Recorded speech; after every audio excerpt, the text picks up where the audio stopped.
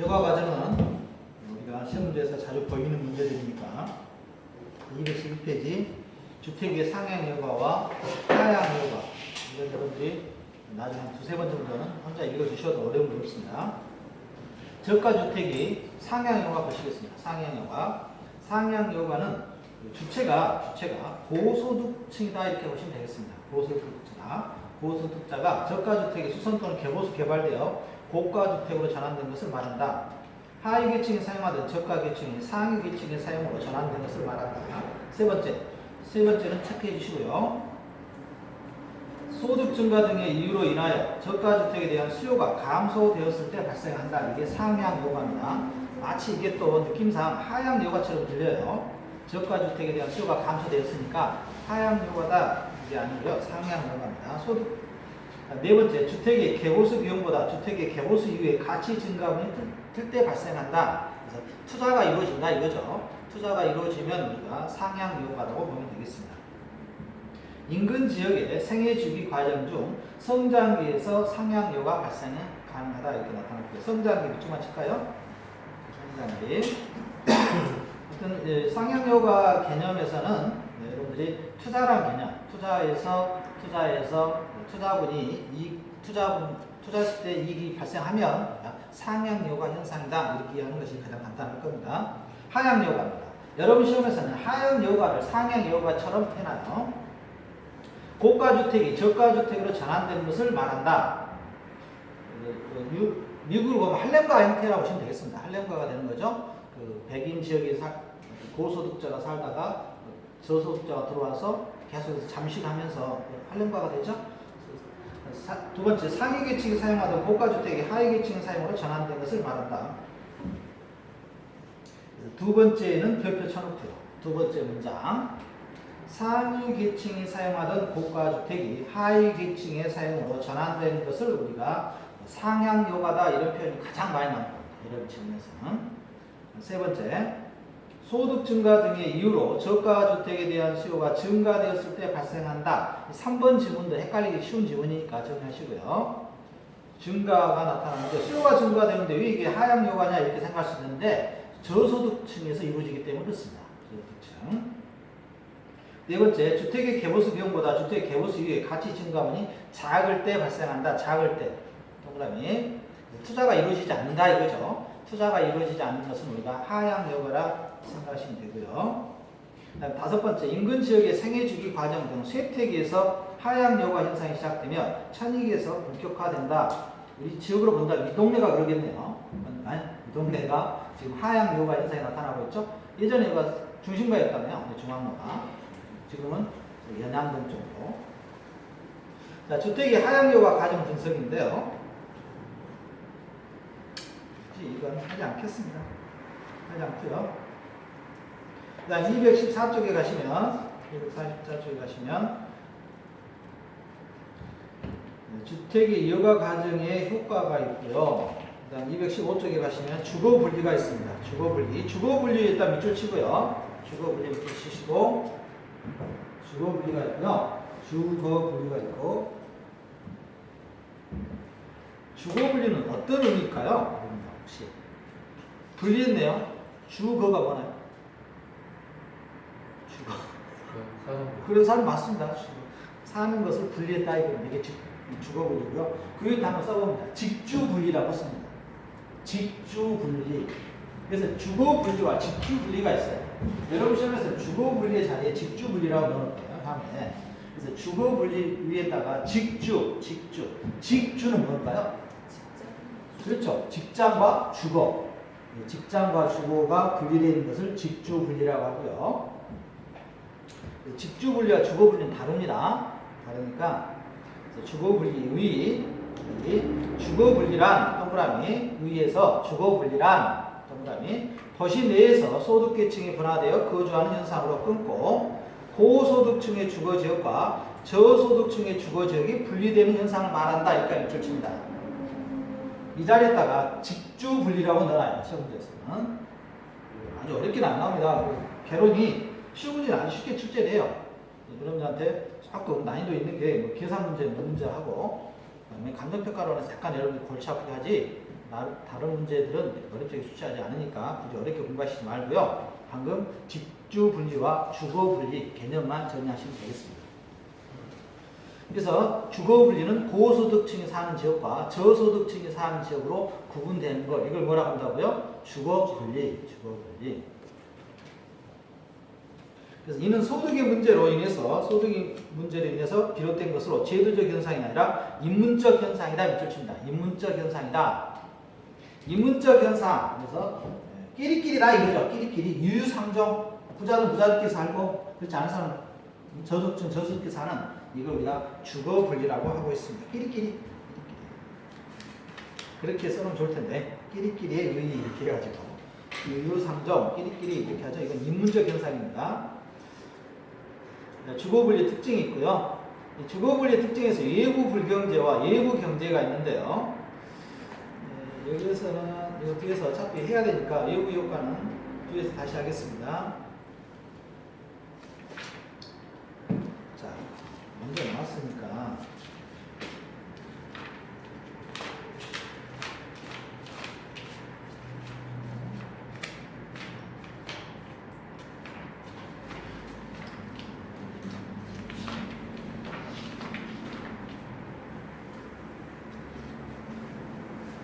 여러분들 거기 어디로 가시냐면요. 310쪽에 갑니다. 310페이지에 310페이지 펴보시면 외부 효과라고 있죠. 외부 효과 310페이지 외부 효과 있습니다. 외부 효과도 시험에 빠진 적이 없습니다. 빠진 적이 없으니까 외부 효과도 옆에 한 3개 정도는 치면 되겠죠. 외부 효과 외부 효과는 간단하게 설명드리면요. 외부 효과. 이게 외부 효과와 여가 과정은 약간 비슷한 개념으로 여러분들이 이해하시면 되겠습니다. 외부 효과. 외부 효과는 또 둘로 나눠요. 나누는데, 외부 효과. 효과가 내부에서 이루어지는 게 아니라 외부에서 이루어진다 이거죠. 외부에서 이루어지니까 어떻게 있냐면, 여러분들 좋은 쪽으로 이루어지는 효과가 있고요. 또 나쁜 쪽으로 이루어지는 효과가 있습니다. 그래서 정의 외부 효과 이렇게 하기도 하고요.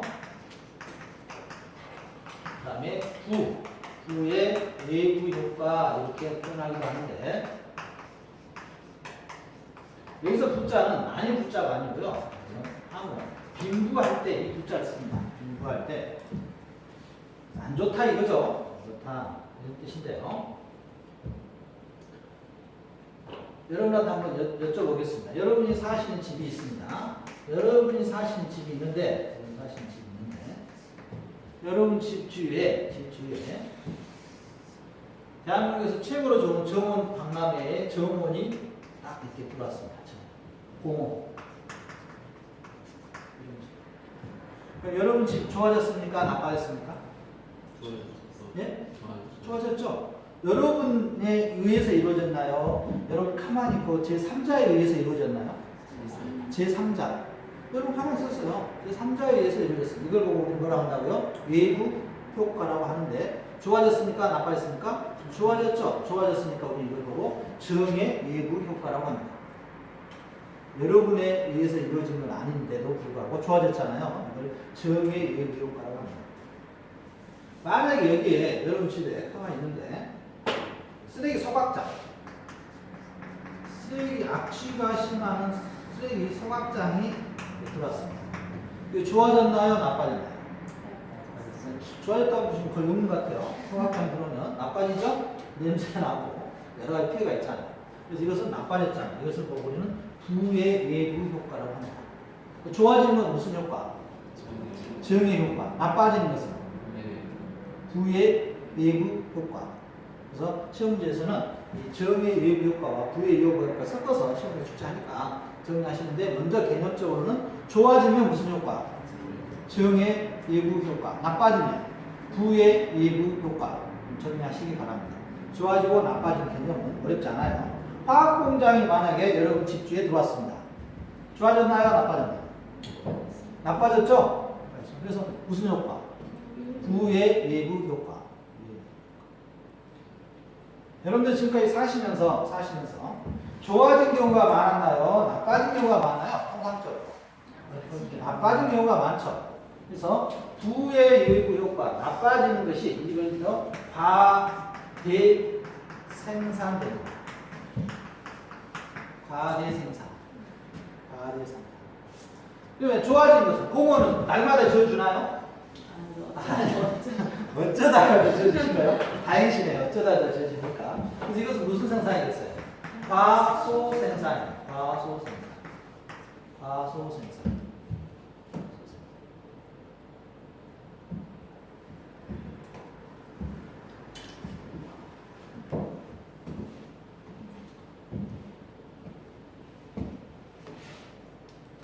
여기까지 가시나요?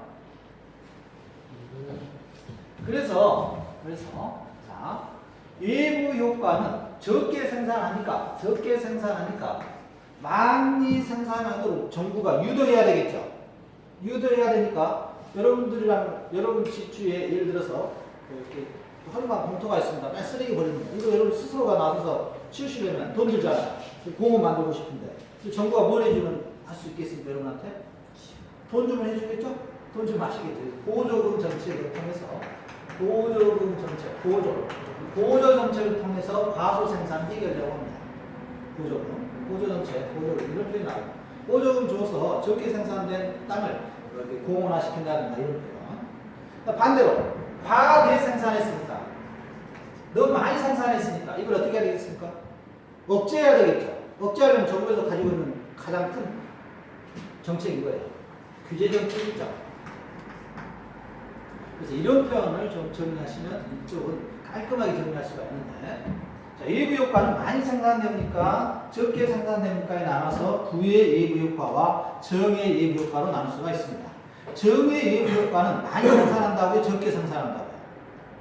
적게. 그래서 과소라고 기억하세요. 시험지에서 과소라고 하니까. 과소 생산하니까 더 생산을 유도하기 위해서 정부에서 무슨 정책을 펼 수 있다? 보조 정책을 통해서, 지원 정책을 통해서 과소 생산 문제를, 적게 생산된 문제를 늘린다 이거죠. 반대로 부의 외부 효과는 너무 많이 생산해요. 나쁜 것을 너무 많이 생산하니까 나쁜 것을 많이 생산하지 못하도록 정부에서 무슨 정책을 펼쳐야 되겠다? 규제 정책을 펼친다 이거죠. 이 정도만 정리하면 이제 어렵지 않습니다. 312페이지 가시면 312페이지에 외부 효과의 비교라고 되어 있죠? 외부 효과의 비교 312페이지에 외부 효과의 비교에 별표 치시고요.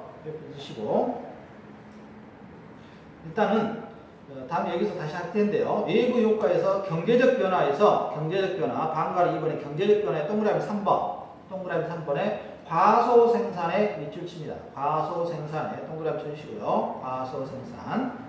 적게 생산하니까 경제적 측면에서는 비효율성이라고 그러죠? 비효율성이다. 자원 배분의 비효율성을 처리하고요. 적게 생산하니까. 그 다음에 쭉 내려와서 정책적 대응해 보시면 보조금 정책 이런 게 있죠? 이렇게 되면 공급이 증가하겠죠. 보조금 정책은. 그 다음에 외부 불경제에다가는 불에다가 마이너스라고 하나 적어놓고요. 마이너스 표시해놓으세요. 여러분 시험에서 외부 불경제가 주로 나옵니다.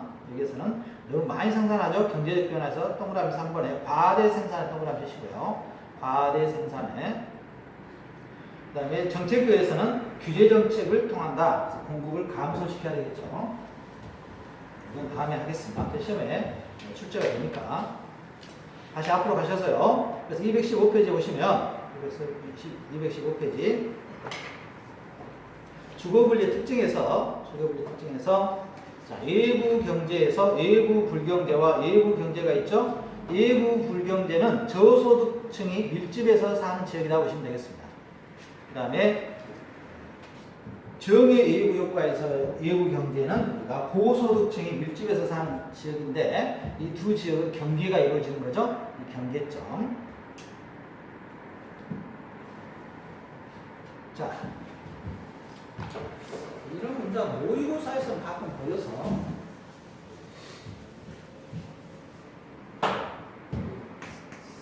도저히 내려 설명이 문장 이렇게 표현하고 있죠. 여기가 저소득층, 고소득층이 살고 있는데 이게 이제 경계점인데 이 경계 구역에서 어떤 현상이 발생하느냐 이겁니다. 이 경계 구역에서. 자, 저소득층 입장에서 고소득층의 경계 구역에서 여기서 좋은 지역입니까? 나쁜 지역입니까? 좋은 지역이죠. 그래서 이것은 정의 외부 효과가 발생한다 이거죠. 자, 고소득층 입장에서는 저소득층의 경계선에서는 무슨 현상이 발생할까요? 그렇죠. 부의 외부 효과가 발생한다 이렇게 표현하고 있는 거예요. 좀 헷갈리지 마세요. 고소득층 입장에서는 저소득층이 자기 주위에 있는 것을 싫어하죠. 반대로 저소득층 입장에서는 고소득층이 옆에 있으면 아무래도 이쪽에 부동산 경기는 일반적인 부동산보다 가격을 좀 더 비싸게 받을 수 있겠죠. 좋은 경우다 이렇게 표현하고 있는 겁니다. 다음 페이지 가시면 그래서 2번에 고소득층 계층 지역 주거 지역과 인접한 저소득층 주택은 할증되어 거래되며 매출 할증 여기서는 할증된다 이거죠. 할증 여기서는 어떻게 될까요? 반대로 할인돼서 거래가 되겠죠. 할증돼서 거래가 되며 저소득 계층 주거 지역과 인접한 고소득층 계층의 주택은 할인되어 거래된다. 할증과 할인은 동그라미처럼 216페이지. 할증과 할인.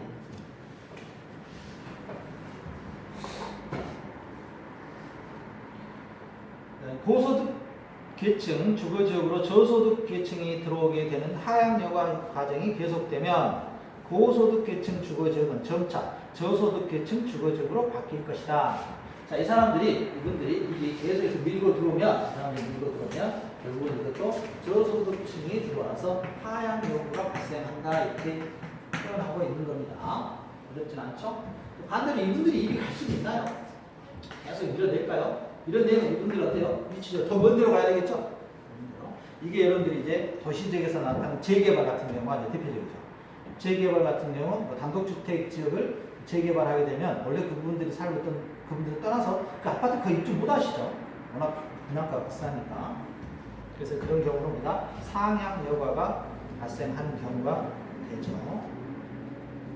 그래서 216페이지 주택의 여과 과정 이론과 주거 분류 관한 설명으로 틀린 것은 했습니다. 기출문제. 주택의 상향 여과는 상위 소득계층이 사용하던 기존 주택이 하위 소득계층으로 사용되어 전환되는 것을 말한다. 이게 상향 여과입니까? 하향 여과입니까? 자, 그래서 동그라미 1번 주택의 상향 여과 밑줄 칠까요? 그러니까 상향 여과에서 밑줄 치고 자, 그렇죠. 하향이죠. 상위 계층이 사용하던 것을 누가 사용하는 겁니까 지금? 하위 계층이 사용하는 거죠? 이게 무슨 여과예요? 하향 여과.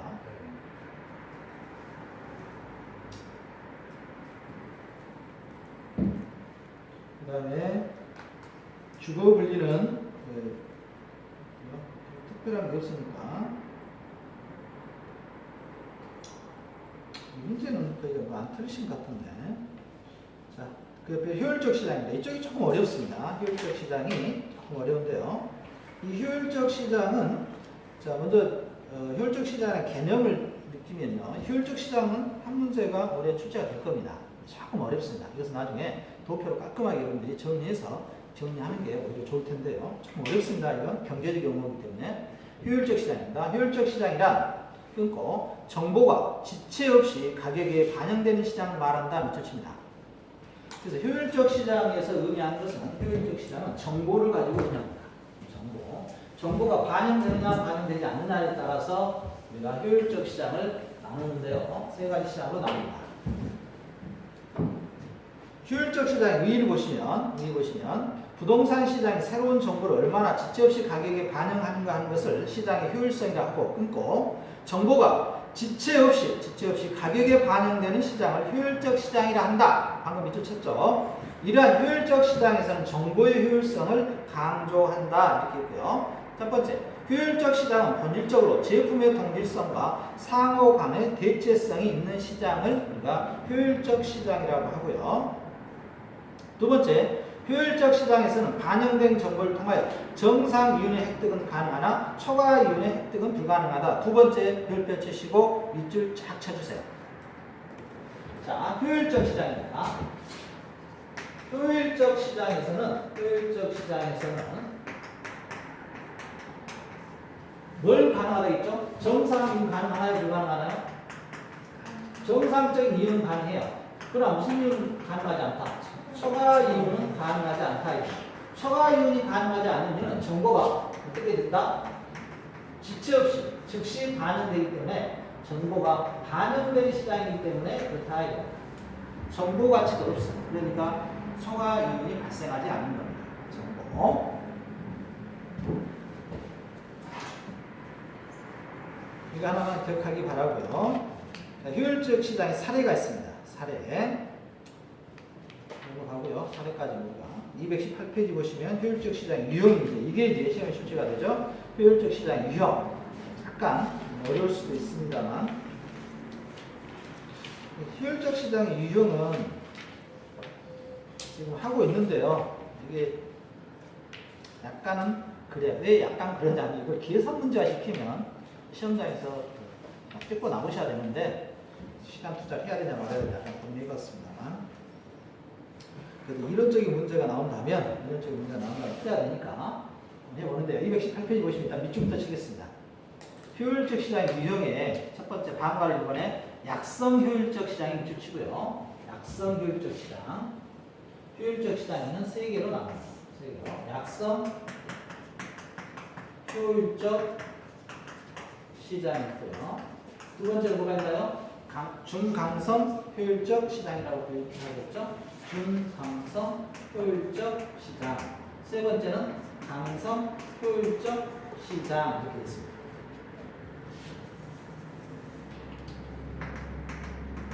이게 어떻게 의미냐면요. 약성 효율적 시장, 중강성 효율적 시장, 강성 효율적 시장이라는 것은 바라보는 관점에서 표현하고 있는 겁니다. 바라보는 관점에서 정보가 어떻게 반영되느냐에 따라 오는 건데요. 자, 약성 효율적 시장은 과거 입장입니다. 과거. 약성 효율적 시장은 과거의 정보가 반영된 시장을 우리가 약성 효율적 시장이라고 해요. 자, 효율적 시장이라는 개념은 어떤 의미가 포함되어 있다고요? 정보가 반영됐다 이겁니다. 근데 그것을 과거, 현재, 미래에 나눠서 보는 것이 약성 효율적 시장, 중강성 효율적 시장, 강성 효율적 시장이라고 표현하는 겁니다. 그래서 약성 효율적 시장이라는 것은 약하다 이거죠. 약하다. 과거 개념에서 정보가 반영된 시장 우리가 약성 효율적 시장이라고 그러고요. 중강성 효율적 시장은 과거 플러스 현재가 반영된 시장입니다. 과거와 현재의 정보가 반영된 시장을 우리가 중강성 효율적 시장이라고 표현해요. 강성 효율적 시장은 뭘까요? 과거, 현재 있을 때 뭐가 있죠? 그렇죠. 미래가 있죠. 강성 효율적 시장은 과거의 정보, 현재의 정보, 미래의 정보가 모두 반영된 미래의 정보까지 모두 반영된 시장을 우리가 강성 효율적 시장이라고 표현하는 겁니다.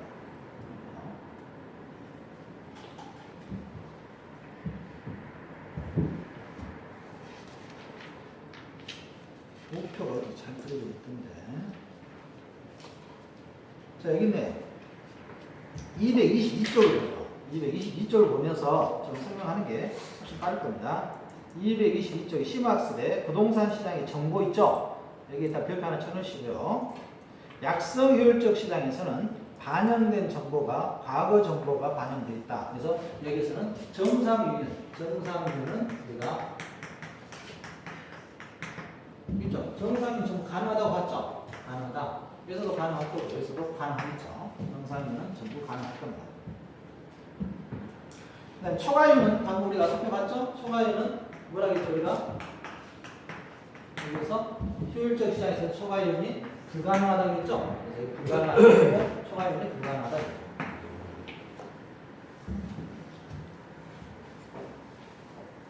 그런데 정보에는 또 어떤 정보가 있습니까? 방금 정보가 즉시 반영된 개념이었고요. 반영되지 않는 개념, 정보가 미반영된 경우를 살펴보겠다. 정보가 반영되지 않았을 때 또 여기에서도 정상이윤과 초과이윤이 가능한지 따져보겠다 이거죠.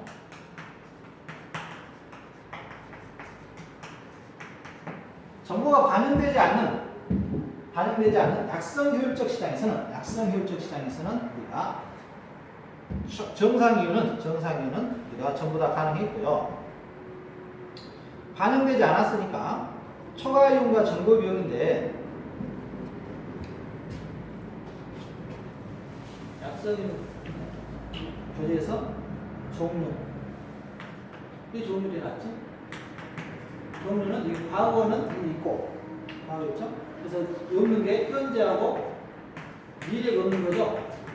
현재와 미래의 정보가 여러분한테 가져준다면 초과이윤이 여기서는 뭐라고 되어 있죠? 가능하다 이거죠. 그 다음에 여기는 과거, 현재가 있으니까 뭐만 없나요? 미래만 없죠? 그래서 미래의 정보를 알 수 있으면 여기서 마찬가지로 초과이윤 가능하겠죠? 그 다음에 저 강성효율적 시장은 과거, 현재, 미래가 모두 반영됐으니까 없죠. 그리고 그래서 초과이윤이 발생하지 않을 겁니다. 발생하지 않아요. 그 다음에 정보 비용으로 치면 이게 이제 나중에 보면 계산 문제가 되거든요. 정보 비용은 약성 효율적 시장에서는 자 현재와 미래 모르잖아. 그래서 여기에 대한 투자를 해야 되겠죠. 비용이 존재하고요. 또 우리 중망성 시장에서는 미래에 대한 정보를 알 수 없죠. 그래서 미래의 정보를 알 수 없으니까 도시 계획을 하시는 분한테 찾아가서 수급이라도 드리고 정보를 빼야 되겠죠. 그래서 여기서도 비용이 존재할 겁니다. 그러나 강성효율적 시장에서는 과거, 현재, 미래가 모두 포함되어 있기 때문에 비용이 존재하지 않죠. 자, 다시 한번. 효율적 시장이라는 개념은 정보를 가지고 하는데 정보가 반영된 시장을 효율적 시장이라고 합니다. 효율적 시장에서는 정상이유는 가능해요. 정상이유는 가능한데 초과이유는 불가능한 시장을 우리가 효율적 시장이라고 가정하는 겁니다. 가정하는 거예요. 근데 가정했을 때 세 가지 형태로 나누어 보는데 약성 효율적 시장과 중강성 효율적 시장과 강성 효율적 시장으로 구분할 수가 있습니다. 그럼 이건 뭘 가지고 구분하냐면 시점에서 과거의 시점을 가지고 바라보는 것과 과거 현재를 바라보는 것과 미래, 과거 현재 미래가 있으니까 이 세 개를 가지고 바라보는 건데 약성 효율적 시장 과거 측면에서 살펴보는 겁니다. 과거의 정보를 가지고 우리가 정상이유는 가능했지만 초과이유는 안 됐고 그 다음에 중강성 시장은 현재의 정보까지 포함한 개념을 우리가 중강성 효율적 시장이라고 해요. 그래서 중강성 효율적 시장에서는 정상이유는 가능한데 초과이유는 불가능해요. 강성 효율적 시장에서는 과거, 현재, 미래의 모든 정보가 반영된 시장입니다. 그래서 모든 반영된 시장이기 때문에 정상이유는 가능하지만 초과이유는 불가능한 시장. 이게 정보가 반영된 측면이고요. 여러분하고 이제 해야 될 것은 이 정보가 반영되지 않는 이쪽 여기에 정보가 반영되지 않는 정보가 미반영된 시장에서 어떻게 약성 효율적 시장에서는 비용 부담, 초과이윤 부담, 중강성 시장에서는 초과이윤 존재하느냐 이거죠.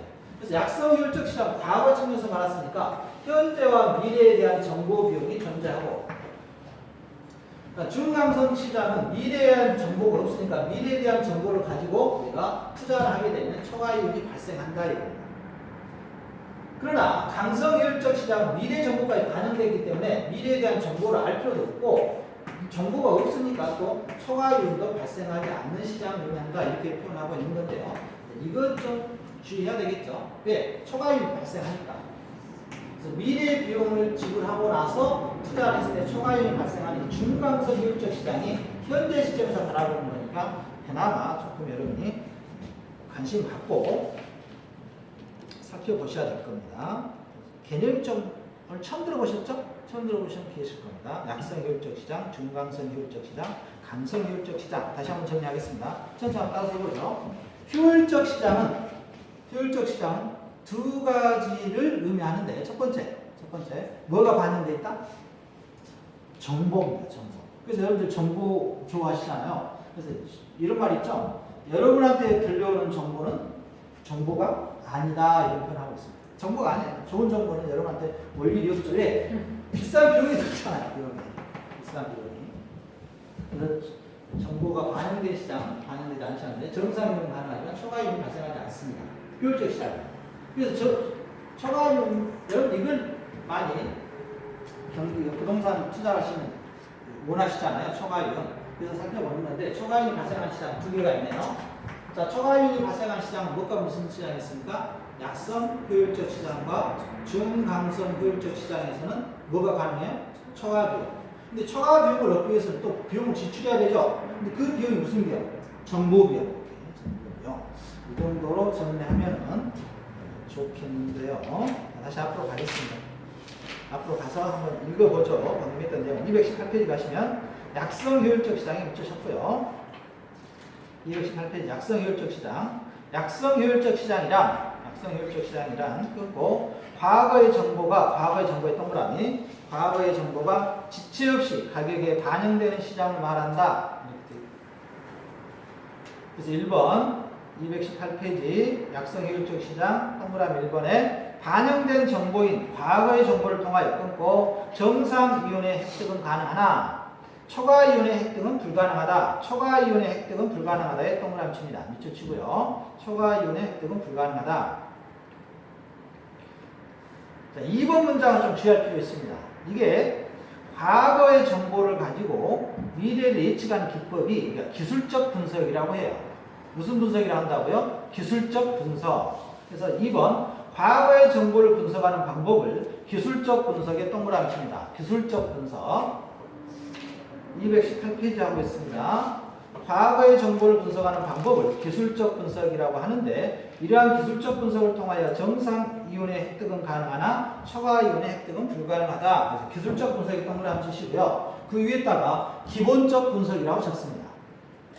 기술적 분석을 기본적 분석이라고 적어 놓을 거예요. 여러분 제 문장에서. 기본적 분석과 기술적 분석은 다릅니다. 기술적 분석이에요. 기술적 분석.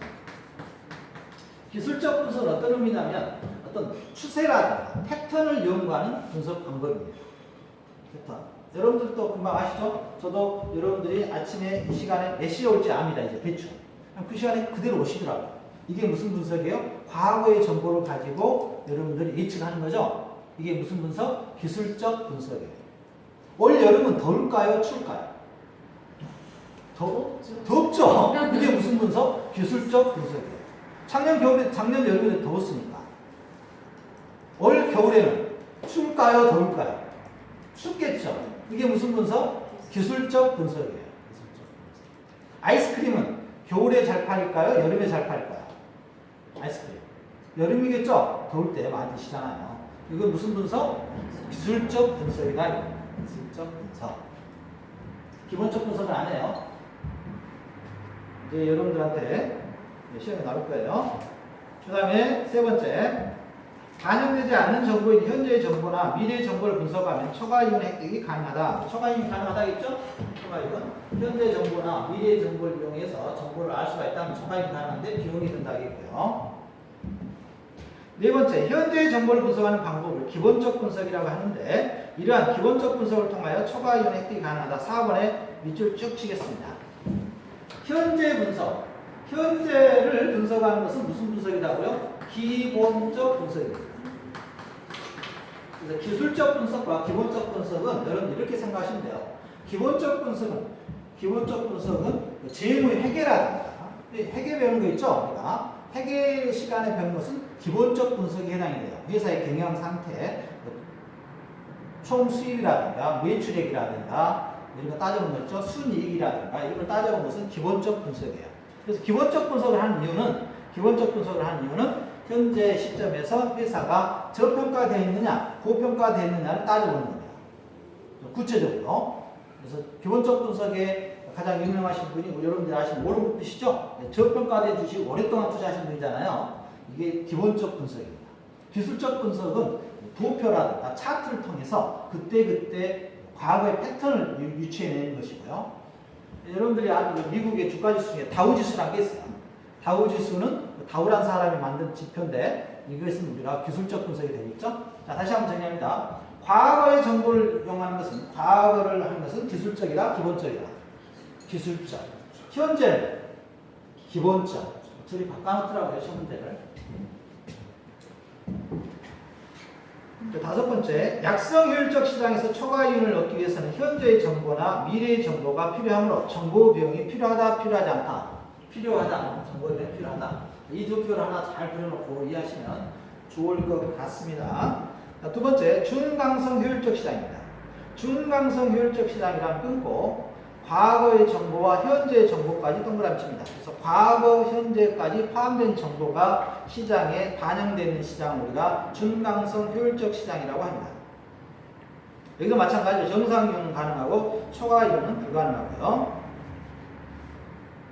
자, 두 번째 줄에 밑줄 칩니다. 준강성 시장에서는 과거 정보와 현재 정보가 다 포함되니까 여기는 기술적 플러스 뭐가 되겠습니까? 기본적 분석이 되겠다 이겁니다. 기술과 기본 모두 포함한 시장을 우리가 준강성 효율적 시장이라고 합니다. 자, 처음에 접하신 분 좀 어려울 수도 있어요. 두 번째, 기술적 분석과 기본적 분석을 통하여 정상 이윤의 획득은 가능하나 초과 이윤의 획득은 불가능하다. 이쪽까지 쭉 칩니다. 자, 그러면 지금까지 약성 효율적 시장과 준강성 효율적 시장에서 우리가 정상 이윤은 가능하다고 계속 하고 있고요. 초과 이윤은 가능하다, 불가능하다 이렇게 나오고 있는데 초과 이윤이 가능한 경우 따져보자. 초과 이윤이 가능한 경우는 뭐가 필요하다 항상? 그렇죠. 정보 비용이 필요하다 이거죠. 정보 비용. 정보 비용이 있으면 미래에 대한 예측이라든가 이런 정보가 있으면은 초과 이윤이 가능합니다. 시험지에서 약성 효율적 시장은 초과 이윤이 불가능한 시장을 의미한다. 맞을까요? 틀릴까요? 틀려요. 뭐가 있으면? 미래에 대한 정보나 현재에 대한 정보가 있으면 가능하죠? 또 마찬가지로 중강성 효율적 시장에서는 초과 이윤이 불가능한 시장이다. 이렇게 나온답니다. 틀리겠죠? 초과 이윤이 가능합니다. 그러나 초과 이윤이 가능하지 않는 시장이 있죠. 그게 뭐예요? 그렇죠. 강성 효율적 시장에서는 초과 이윤이 불가능합니다.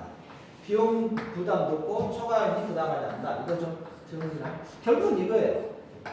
이게 답이든가 아니면 이게 답입니다. 중강성 시장에서는 기본적 분석만으로 이루어진다. 이런 식으로 주장하니까 약성 효율적 시장이 나올 일은 없고요. 시험에서는. 그래서 219페이지에 중강성 효율적 시장에서 초과 이윤을 얻기 위해서는 미래의 정보가 필요하므로 정보 비용을 수반하게 된다. 4번에는 체크만 하시고요. 4번 체크하시기 바랍니다. 5번 부동산 시장은 중강성 효율적 시장까지 존재한다고 볼 수 있다. 그래서 우리가 이런 표현이 나오냐면 미래 나올 수 없잖아요. 미래는 나올 수 없으니까 중강성 효율적 시장까지만 우리가 부동산 시장을 의미한다. 이렇게 보고 있는 거죠. 그래서 강성 효율적 시장입니다. 3번에 강성 효율적 시장이란 과거의 정보와 현재 정보뿐만 아니라 미래의 정보까지도 지체 없이 가격에 반영된 시장을 말한다. 밑줄만 치겠습니다. 밑줄만 치고요. 이론적인 시장이죠. 가장 반영된 정보의 과거의 정보, 현재의 정보, 미래의 정보를 통하여 정상 이윤의 획득은 가능하나 초과 이윤의 획득은 불가능하다. 1번 돼 있는데요. 2번. 그 다음에 3번에 보시면 3번에 밑줄 칠까요? 동그라미 3번에 모든 정보가 반영된 시장이므로 효율성의 정도가 가장 뛰어나 진정한 의미의 효율적 시장이라 할 수 있다. 이렇게 밑줄 하나 쳐놓겠습니다.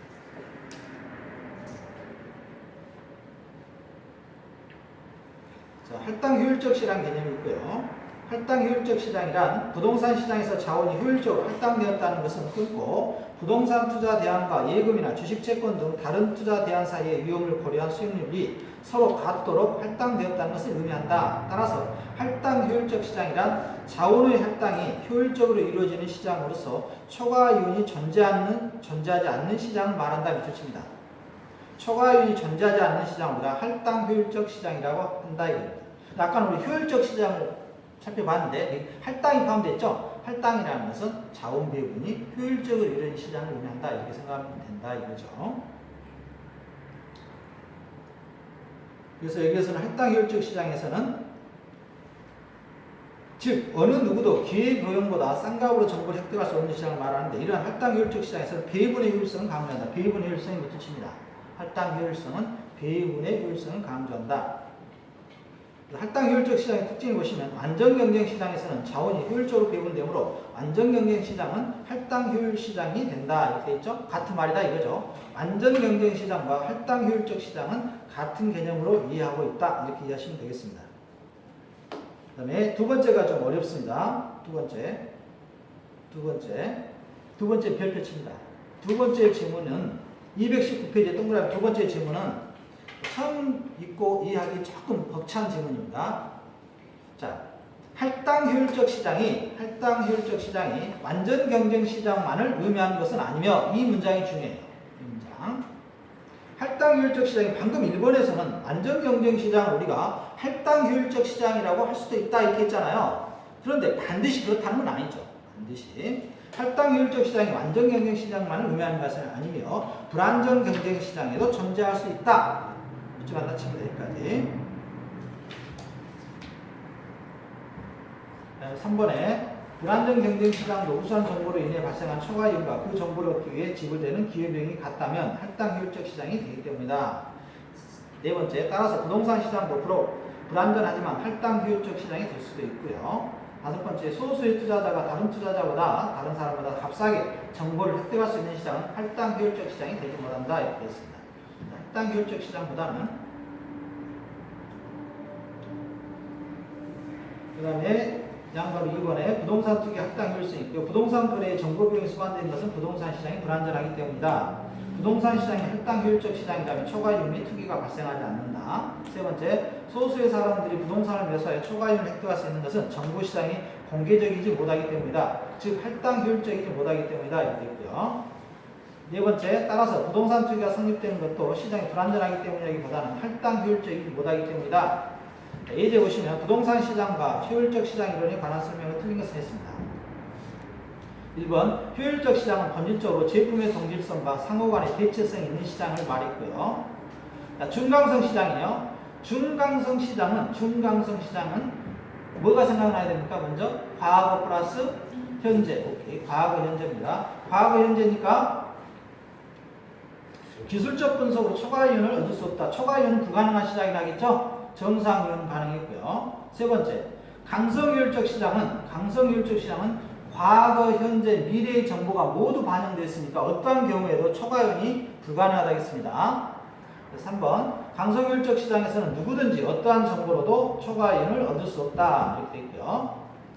다섯 번째, 부동산 증권화 밑줄 치고요. 이게 자산 유동화 증권입니다. 자산 유동화 증권인데 나중에 뒤에서 투자론 쪽에서 다시 하겠고요.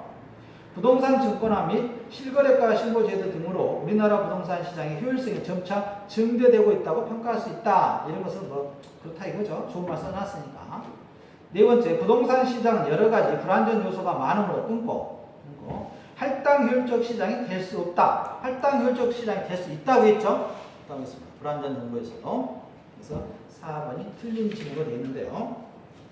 그래서 219페이지 방금 2번 할당 효율적 시장은 완전 경쟁 시장만 의미한다 하지 않았죠. 시장 두 가지 시장이 있었죠. 완전 경쟁 시장과 불완전 경쟁 시장이 있었잖아요. 완전 경쟁 시장 이론적으로 우리가 가능한데 할당 효율적 시장에서도 우리가 불완전 경쟁 시장에서도 존재할 수 있다. 이것만 좀 특이하니까 시험 제목을 이렇게 만들어서 22회 출제했으니까 뜸하죠? 뜸하니까 올해는 출제될 걸로 예상을 합니다. 왜냐? 작년에 이쪽에서 계산 문제 해가지고 또 여러분들 골치 아프게 했잖아요. 자, 226쪽에 가시면 그래서 어제 딱 시험 문제가 보여요. 226쪽에 가시면 2번 계산 문제 나왔죠? 계산을 하고 했다고요, 작년에. 정보 현재가 미래가 재가지고 계산 문제 했는데 그래서 2번 연속 나오진 않습니다. 2번 연속 나오지 않으니까 올해 이쪽 계산에는 방금 했던 이 질문을 가지고 시험 문제가 출제가 유력합니다. 대선 유력 후보 1번. 1번. 이 계산 문제는 다음에 심화 시간에 한번 하도록 하겠습니다. 일단 여러분들 계산 문제 나오면은 부담스럽죠? 그래서 계산 문제는 올해 이쪽에서는 좀 빠질 것이다. 작년 11문제가 출제했는데 올해 또 이렇게 많이 출제했다가는 어떨 것 같아요? 대모할 것 같죠? 소요사태 발생하니까 다행히 올해는 개론은 여러분들이 작년보다 쉽다고 보여집니다. 네 문제 정도는 쉬우니까 대신 이제 민법 좀 어렵겠죠? 자, 그 다음에 그래서 221쪽에서 정보의 현재 가치 분석이 작년에 계산 문제로 나왔습니다.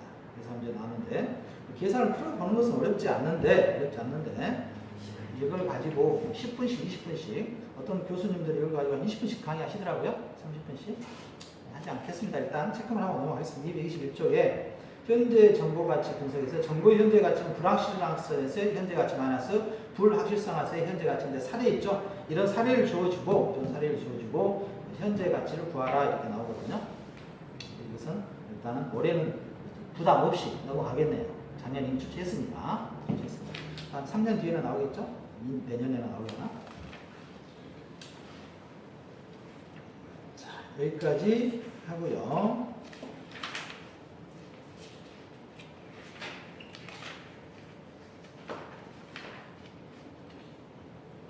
자, 여러분들 이제 부동산 입지 및 공간 구조론인데요. 이쪽에서는 여러분들하고 좀 시간을 좀 확보하려고 좀 앞에서 좀 달려왔습니다. 달려왔으니까 부담 갖지 말고요. 242페이지에 지대 및 집가 이런 학파입니다. 올해는 학파를 좀 중요시합니다. 학파가 작년에 4문제 정도, 3문제, 4문제 나왔는데 올해는 한 6문제까지 여러분들 가고 하시는 것이 이쪽 상업입지 지대이론 한 10명 돼요. 학자 한 10명 되는데 그 중에서 한 4문제에서 5문제 나온다면 대박 문제니까 이게 학파 문제 쪽은 그동안에 출제를 잘 안 했어요. 안 하다가 작년 말고 재작년에 그러니까 여러분 입장에서 4회죠. 24에서 6문제가 학파 문제가 나와서 그때 당시 수험생들 당황스럽게 했습니다.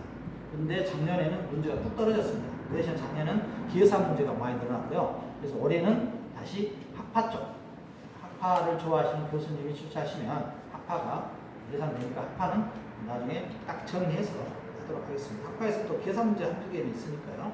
그래서 240